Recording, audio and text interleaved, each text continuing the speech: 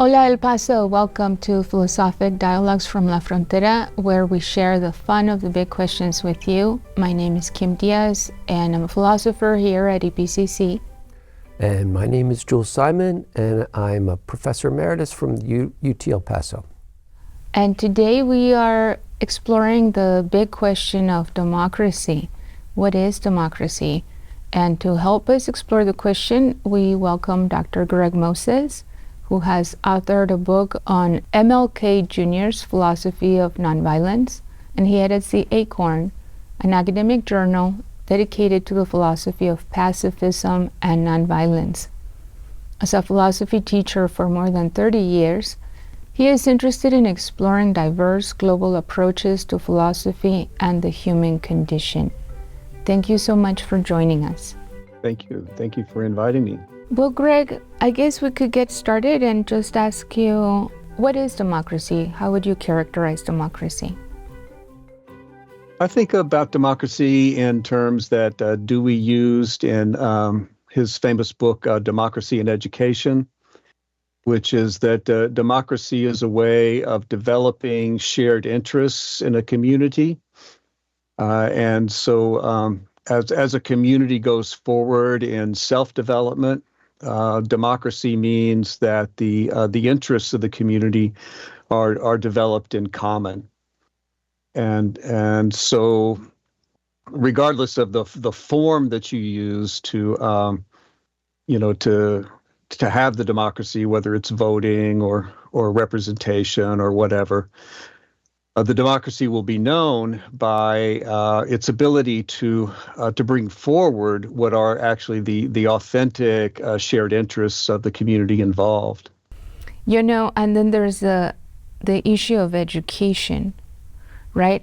So I guess maybe what I could do is pause that, but we can come back to that, according to Dewey.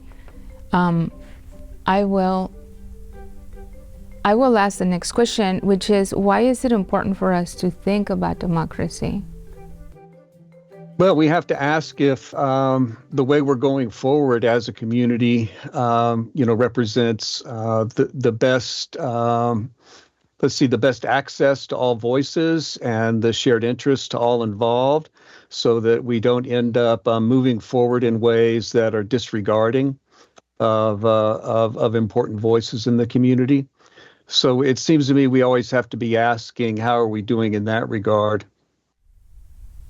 Yeah, because otherwise, what is I guess I could follow up, I'm going off script here, but.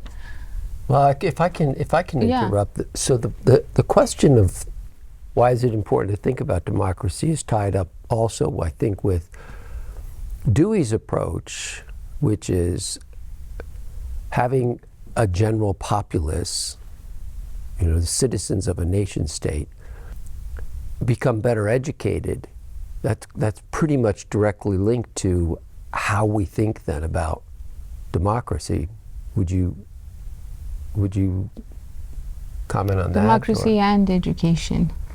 Yeah, they have to go together almost. Exactly. Yeah, so Dewey's point is that if we're coming out of, let's say, a traditional history where you don't have democracy, but you have something more like aristocratic tendencies, then what happens is you've also developed aristocratic tendencies in terms of your philosophy of education. And so you're not really all that interested in an education that serves democracy.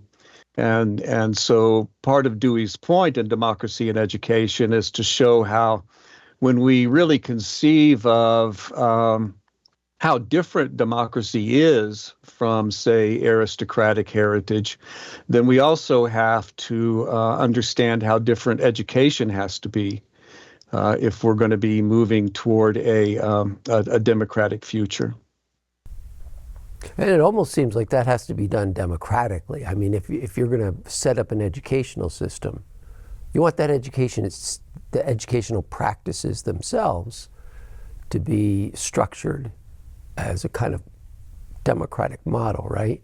Right, and so you have to encourage people to develop the habits of of actually developing their common interests and exploring common interests and figuring out the future and developing a kind of an active participation with the future, rather than having an idea of education as picking up the sort of predetermined truths that the authorities want you to know. And so you become, expert in what authoritative knowledge wants to pass down. A democratic education would be one where the people on the ground are developing their ideas of relevance and truth and interest and what's satisfactory, what's unsatisfactory, what problems need to be solved. And so you have here a very robust notion of education as sort of on the leading edge of inquiry of the people. And so this method of education, Dewey says, is one we haven't really particularly truly grasped. We haven't grasped the radical implications of what it means for us.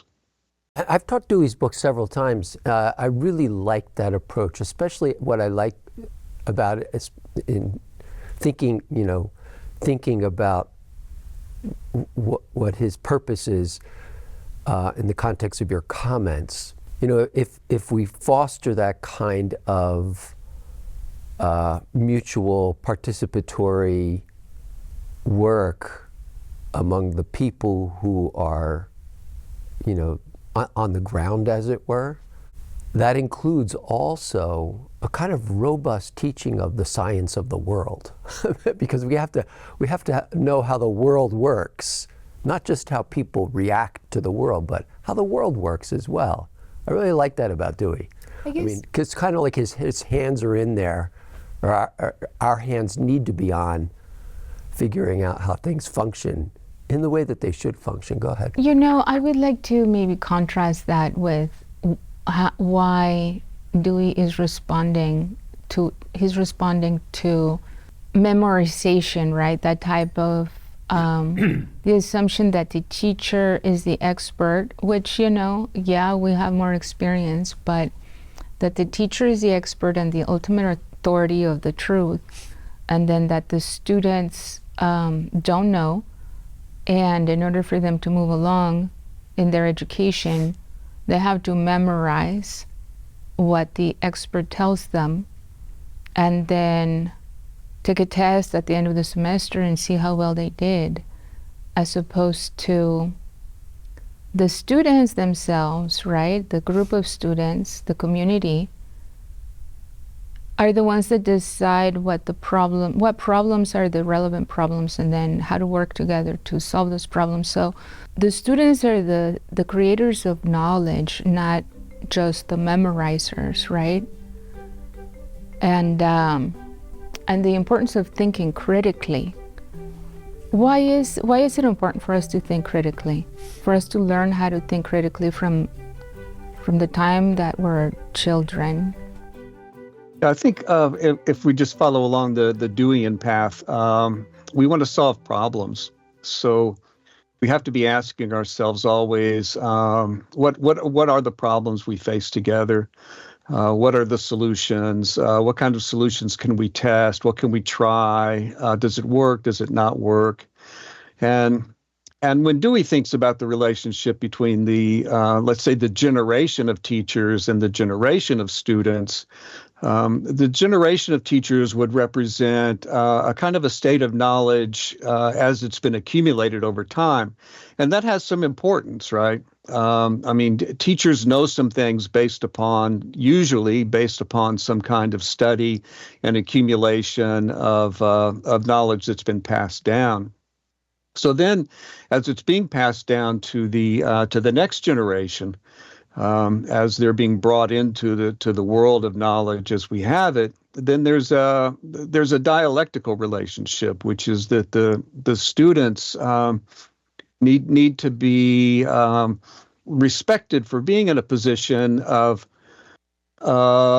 thinking about the kinds of problems that they need to solve, thinking about the kinds of knowledge that would be appropriate to take that's being passed down, and then also to think about the kinds of say weaknesses in that knowledge that need to be filled in. New knowledges need to be addressed, and the older the older I get as a teacher in the classroom, the more I can feel the difference, right, between the problems that I grew up wanting to solve and the problems that the students in the classroom are feeling are relevant to their lives. And so as that distance grows, it really requires more, let's say, effort on the part of the aging teacher to stay tuned, right, to sort of the changing sense of problems among students. But also, I think it also is incumbent on students to have some kind of an open mind here, that there actually may be, something besides an old person, hanging around in front of them. That actually there may be some, some fruits of older wisdom that are worth putting to use and considering. But nobody likes to be questioned, I don't think. Most of us, when we say something and, we studied, right? We went to school, we've done research, all this. But then the new generation will question. But why is questioning important? Yeah, that's such I was going to say that's an important question. No pun or irony intended. Because if we think about education as driven by the questions of the students, that's a very different kind of education than education driven by the promptings of the teacher, right?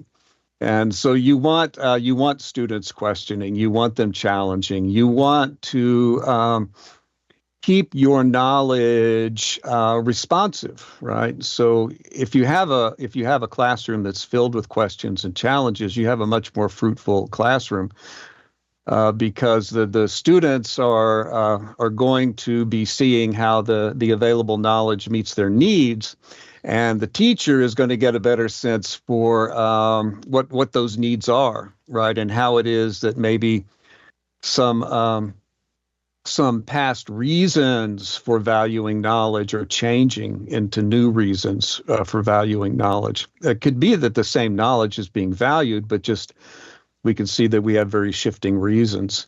But it could also be the case that based upon the shifting reasons, that some of the old knowledge is just not worthwhile anymore. Well, this we're already pretty deep into this, and you started this off, Greg, by bringing in Dewey right away, because we already have like a well set up, established kind of stream of philosophy of education to draw upon with him by referencing him. But we have one of our questions here, and it's the third one. How does democracy play a role in your profession? You've already begun to answer that. And it's not only a kind of objective question, how does it play a role in your profession as a philosopher, right? As a philosopher educator. But also for you in your first person role as a philosopher educator at Texas State, a philosopher educator who's also an educator, an editor of the journal Acorn. So how does democracy play in those different kinds of roles in your life? Well, I think the teaching over my life has centered upon the challenge of, let's say, extending the assumed audience of teacher and student into new areas of expertise and experience, so that we begin to move out of a more segregated knowledge of education, which we would have to say, the institutions that Dewey was familiar with tended to be in his day, even though he was an original, let's say, founding member of the NAACP. And even though he worked for civil rights and so forth during his time, it's still safe to say that the educational institutions that he was a part of were still very much embedded in vestiges of segregationist habits. So I think over my life, what democracy in education has meant is the sort of the constant push to refashion education, to bring it out of the sort of segregated past that had been part of it and had been assumed by so many of the let's say the canons, canons being those texts that are revered to be most crucial to anybody's education. So expanding the canon, expanding the kinds of problems that are going to be solved, expanding the need to address wider and wider audiences, the need to invite inquiry from wider and wider audiences. I would say that those are the sort of the general terms of what democracy has meant during my life of teaching. Nice, thank you. Yeah. And so our next question is, do you think, or we could use Dewey as our, since we've been speaking about Dewey and his approach to democracy. Do you think that we live in a well-functioning democracy? No.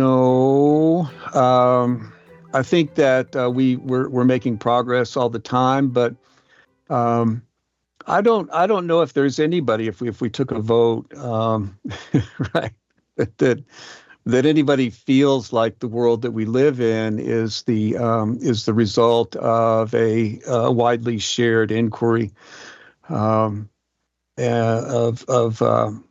communication and collaboration and so forth. I think there's a widespread feeling that there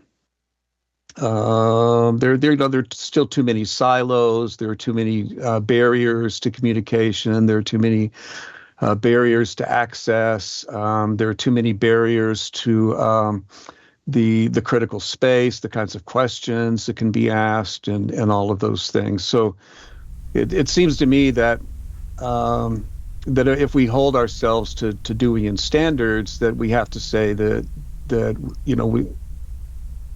we still have a long way to go. In terms of more communication, better collaboration. Yes, and if we think about democracy in education, and we think about widespread education, and we think about education across an entire population, where everyone feels free to ask and inquire and solve problems, then I think the record's pretty clear.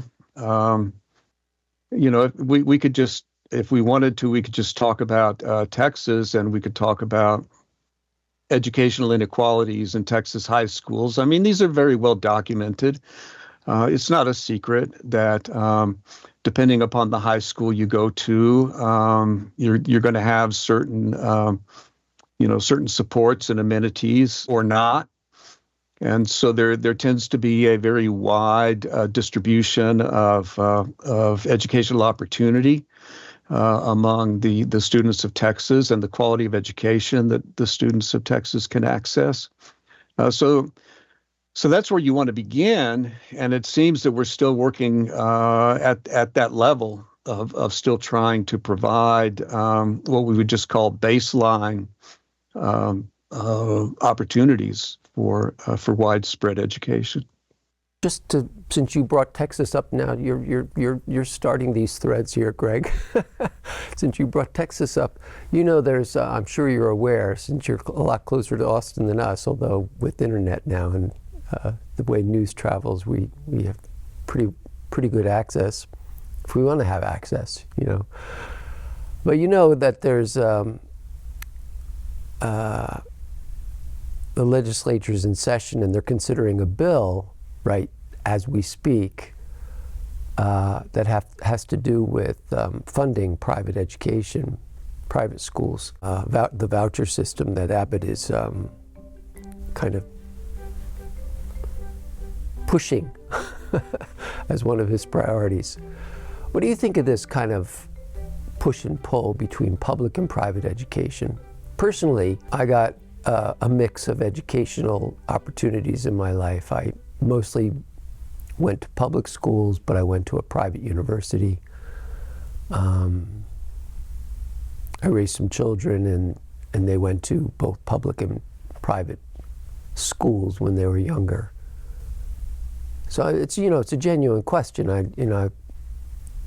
haven't carved out my own position on this, but it's a pretty volatile issue.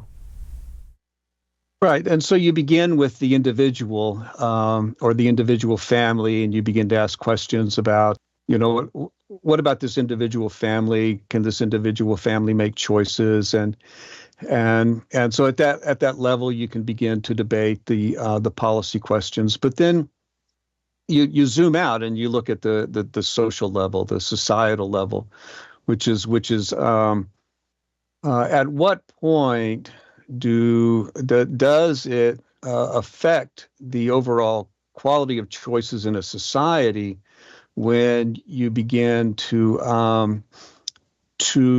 let's say encourage inequalities of choice between individuals and families, so that at some point what we have to ask is if we're empowering some person or some family to make these choices, are we empowering people and families across the board to make these choices? And so that's the question, right? Is which policies are actually going to increase choices for individuals and families society-wide, so that everyone feels like they're getting a greater choice. I think that's the question that Dewey would want us to ask as we try to deliberate the wisdom of some of these policies. I have faith in humans that one of the things that we haven't talked about is regarding Dewey is the experimental aspect of democracy, right? And we humans are fallible, right? And I think one of the reasons why democracy is the way to go as opposed to other types of government is because we want everyone to pitch in, because together we can think better and raise better questions than a select few, even if those select few are very educated and very knowledgeable. They are still fallible and they still make mistakes, right? But then there is value in the mistakes of the experiment, because we learn from them, right? And in the long run, we're the better for it. So even when things aren't looking very good, right? Such as maybe now, where there's still so much that we could do to make our systems more democratic, it's still valuable for us to make mistakes. So there's room for mistakes. Mistakes are a good thing, insofar as we can keep learning from them, right? And so I still want to say that even when things are going wrong, they're still going right. What do you guys think? Yeah, that's a difficult set of questions, actually, or set of issues, right? And and you're early on, Greg, you said you think we're still making progress, right? So that's along that comment is along that line of thinking or sentiment, right? And I don't think that a doom and gloom, apocalyptic kind of guy. Sometimes Kim thinks she says I am. But I think we definitely face struggles. I think we're in a struggling moment right now, especially in terms of democracy.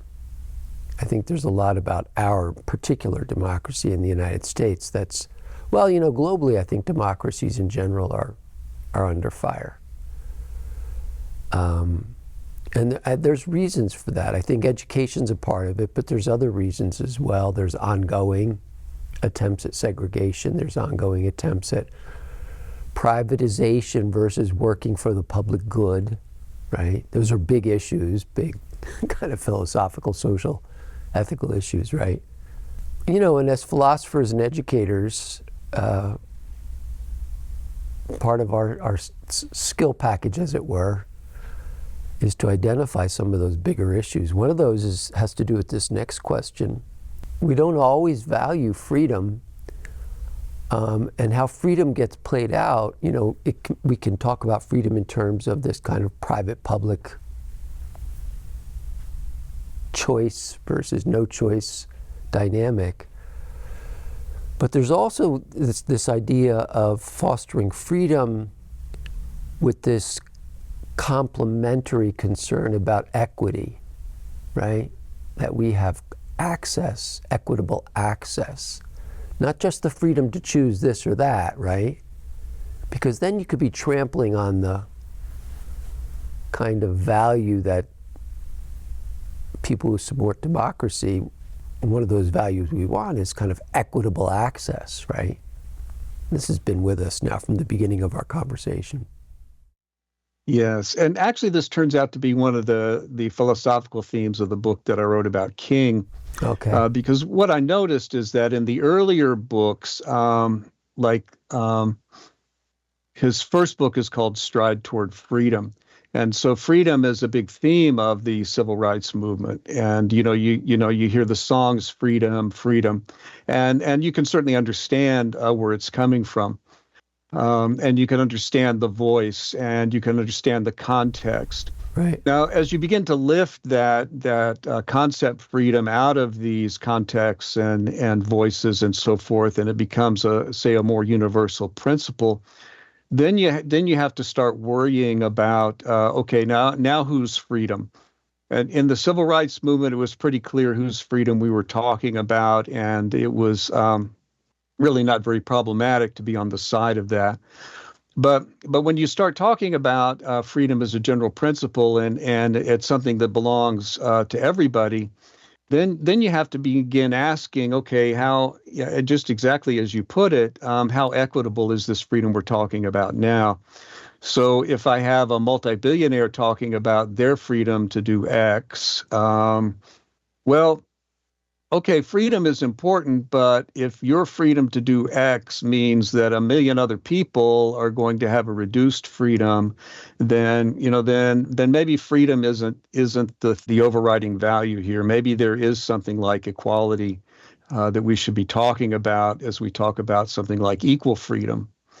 And maybe the question of equal freedom is a question that's much more important to democracy than just the question of freedom itself. Yeah, no, that's really well put.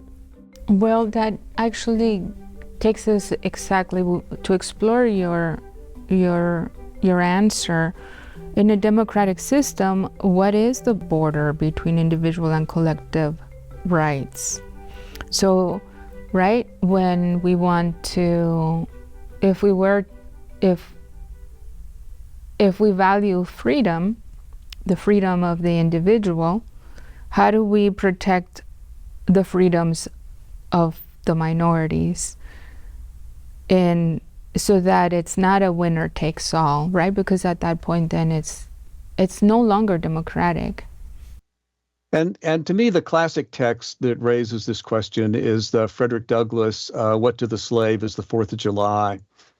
And so you find Frederick Douglass in about 1850, somewhere around the time of the fugitive slave laws. And the fugitive slave laws said that no matter where you live in the United States, if you think that you have encountered a person that has been freed from slavery, then it becomes your lawful duty to return that person to slavery. So if you're living in Massachusetts, if you're living in Boston, and somebody walks by you and you think that they might be an escaped slave, then what you have to do is you have to take steps to return them to slavery, or you have to face prison, right? So in the context of these fugitive slave laws, Frederick Douglass gave a 4th of July speech, and I believe it was Rochester, New York, and he was speaking, of course, to a predominantly white audience, and he spent some time saying, "Look, you've just done this 4th of July, and you celebrated freedom, right? 4th of July to you means freedom. You freed yourselves from, an aristocratic power. You freed yourselves to set your own destiny. But did you notice that at the same time there were, millions of people actually that you didn't free? There were millions of people actually that this revolution had no impact on their freedom whatsoever. And so do you expect me as a former slave, as someone who had to free myself from slavery, do you expect me to come up here to your 4th of July ceremony and congratulate you on your freedoms without pointing out to you that actually you have a very limited notion celebrating of what freedom means and to whom? It's a really important speech because as part of the speech, he addresses the relevance of the Constitution.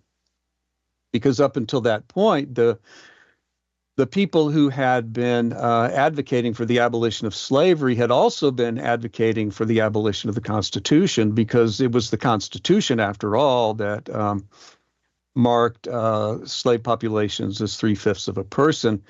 They were not eligible to vote, but by counting as 3/5 of a people, they were eligible to count as constituents, which means if you represented a slave population and you were in Congress or the Senate, you had more power, right? Because you represented more people, but those people weren't able to vote. Anyway, what Frederick Douglass said during the 4th of July address is that actually, if you look at the Constitution very carefully, it's a liberty document. And why is that? Well, because it's a contract between the people and their government. And every contract includes its purposes. And so you look to see what are the purposes of this contract. And the contract says, we the people of the United States, in order to form a more perfect union. So we have a contract. We have a contract that calls for all of us to form a more perfect union. So the U.S. Constitution is a glorious liberty document, he says. All we have to do is to work on fulfilling it. So this brings us then to it seems to me a kind of a general philosophical way of talking about democracy in an American context and asking, are we fulfilling the preamble? Are we fulfilling the purposes of the Constitution, which is that we have a Constitution because we, the people, want to form a more perfect union? Are we doing that? And it seems to me that it's just pretty obvious we have work to do. Yeah, especially the topic of the day seems to be with our current political situation. What is the strength of the Constitution, and what does it mean to be a constitutional democracy, right? So that's pretty. you're striking pretty live wires. Well, it broadens the question, right?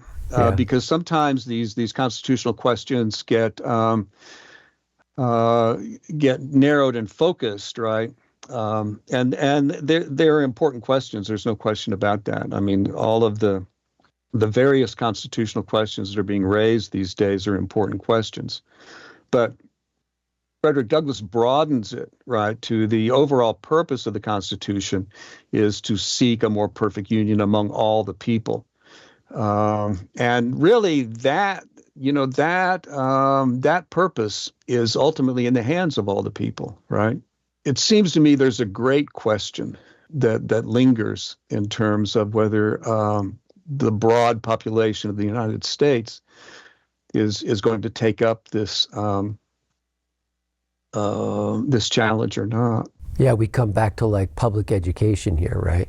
The question of public education. But I want to stick with the constitutional orientation that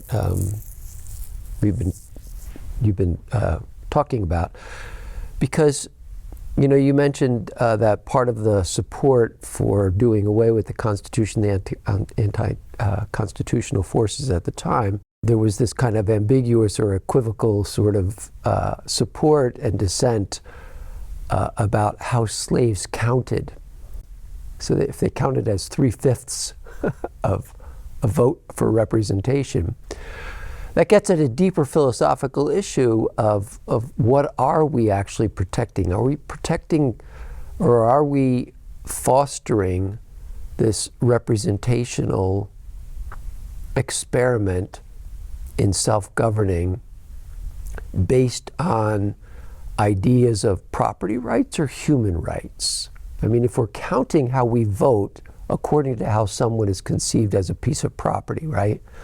There's seems to me something deeply inherently problematic with that, right? At that point, as opposed to, one person, one vote, all that kind of thing. We come back to the kind of writers of the Constitution and the philosophical roots of it, and we think about Locke and Jefferson and all the kinds of mixed, conflicting ideas they had about for Locke and Jefferson, you have some very beautiful statements about the rights of man. Exactly. And then you have some very bigoted opinions about who counts as men. Right. So in dealing with Locke and Jefferson, it seems to me that I don't have a problem with the beautiful principles. Yeah. The problem is, how is it that those principles can be so widely accepted and used in a way that does not yet come to grips with the fact that that all men are equal. Right. So that's the tension that you have there. Yeah. And I think Douglas helps us to resolve it in the direction of let's take the principles that promulgate the rights of men, and let's just make sure that all men are included. And let's just stop these celebrations which talk about the freedom without taking into account the unfreedom of people that we should be counting. I'm going to bring it back to the classroom, right? If we think about democracy and education, and the classroom being the place where we learn these democratic values, and ask, what is the relationship of democracy to truth? Because presumably the teacher is the one that knows and shares that knowledge, right? At least, or is leading the way. And we want the students to question, and we want the students to also lead the way so that everybody can learn from each other. What do you think is the relationship of democracy to truth? Well, it's a great question, and an easy one to answer. No, just kidding. Okay. Let's look in the back of the book, right? Yeah, let's start with what's truth, right? Yeah, right. Well, again, let's think about this in terms of the conversation we're having, and philosophically speaking, there are two broad general ways of approaching the question of truth. One, what we call the empirical, which is what we can sense, and the other is called the conceptual, which is what we can think. And as you know, there are several philosophers who will take the sensual, and that's it. And then you have others that will take the conceptual, and that's it. But I think actually, if you study the Constitution of the United States, for instance, you have both, right? So on the one hand, you have the Congress, which is just supposed to carry out the wills and the wishes of the people, and so there you have pretty much a sensual notion of truth, right? What the people want, Congress delivers. But then also you have the Bill of Rights, which is, it says Congress shall make no law, right, that violates the freedom of speech, the freedom of religion, and so forth. Which means, I don't care what the people want, right? You can't make a law that restricts the freedom of speech or the freedom of religion. So you have this very interesting combination of respect for the people's wishes, the senses, the five senses, and also a very strong commitment to certain conceptual standards, which it would be best to obey regardless of how you feel. So it seems to me that when we talk about truth, we have to talk about sort of a constant back and forth between the concepts we have and the experiences we have, and so that means that in some respects the truth has a way of changing, but in other respects the truth has a way of never changing. And so that's kind of a paradox, and I don't know exactly why it's true or how it could be true, but it seems to me that it is. That there are certain things called timeless truths, but that doesn't mean that in any day or time or given period that what that truth means is the same. Maybe we could talk about Seven Macaw here. Greg and I have been working on reading. We've been reading the Popol Vuh, and we've been writing a paper. You're going to have to describe what the Seven Macaw is for our listeners. Yeah, Seven Macaw is a bird, macaw, a character in the Popol Vuh, and the Popol Vuh is the... Yeah, what's Popol Vuh? Right. The Popol Vuh is the creation story, the book of the people, or the book of the council, I think, is the creation story of the Mayans. Uh-huh. And it's an ancient myth. Yeah, creation story of Central America. And one of the characters is a bird who pretends to be someone he's not. But he has the authority to claim, right, that he's the real thing. And so it's problematic, right? This big lie, the lack of truth is problematic. Why is... But I have a question. Yeah, okay. So I mean, I haven't studied the Popol Vuh like you two have, but who calls out Seven Macaw? You want to take it from there, Greg? Do the other gods call out? I mean, do the senators call out Seven Macaw, or do the people, or all right. Yeah. I guess so. Let me leave it there. So Seven Macaw appears at a particular stage of the creation narrative where the gods are sort of making way for the creation of human beings, and they're having a difficult time kind of finding the right way to make human beings. And Seven Macaw appears in the middle of this story, and like Kim says, he's he's a bird, but he has this face of jewelry, and he has this silver, and he stands up in the tree and he talks about he's the source of light, and he has all the wealth, and he's the most important thing in the world.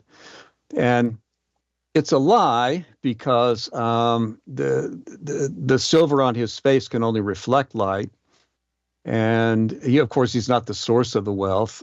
He's dug the wealth out of the earth, and he takes himself to be the cause of his own enrichment and glory. So along come the hero twins, Hunahpu and Xbalanque, although those are just my pronunciations, and somebody else may want to pronounce them differently. But what you see is that it's the mission of the hero twins to make the world in such a way that the world can receive true humanity. And what they immediately notice is that true humanity cannot emerge so long as this is the reigning power. So long as the power of the earth is a power that can lie about himself and be arrogant and not give proper due to the true source of light and the true source of wealth, and so long as he takes his voice to be the only voice and there's no room for other voices, then you can't have true humanity. And so the hero twins take it upon themselves to rid the world of this power. And so, they strategize and they figure out how to disempower him to make room for true humanity. For truth, right? For authentic. Yeah. For authentic power, which comes from, again, the people, right? Yeah, so... But the hero twins are like the judge of that? Yes. Yeah. Okay. And I guess we could think about the hero twins as an independent judiciary, which is our next question, right? They're the judge with the of sheriff. them. Right. Yeah, but coming back to the institute freedom and how that's related to equity and things like that. There's the independent judiciary, which kind of, in terms of the balance of power setup, right? But there's this other basic human right that has to do with freedom of expression that then gets also monitored not merely by the judiciary but by the press, by public Right. opinion, as it were, right? So it's kind of like a twofold thing. So the twins might be the judiciary, but is there an equivalent of the free press in the myth as well? Well, there can't be a free press so long as Macaw is the only, holds himself to be the only truth. So right. there is something like a respect for the principle that would initiate a free press, right? Why is a free press important? Not because of free press, but right. because what you want is multiple voices, right? And you don't want a central authority that's able to stifle voices, because if you're trying to, if we, the people, are trying to form a more perfect union, then all of our voices should be heard in the process of deliberation. So you can't have voices crowded out. And Seven Macaw crowds out every other voice. So that ain't going to work. Oh, this is unfolding so nicely. I mean, for the sake of the audience, even before we began our interview with Greg, I asked about the Popol Vuh, and as it turns out, it really does work as a way to understand democracy on a very deep level, on a very deep mythic level, as it were.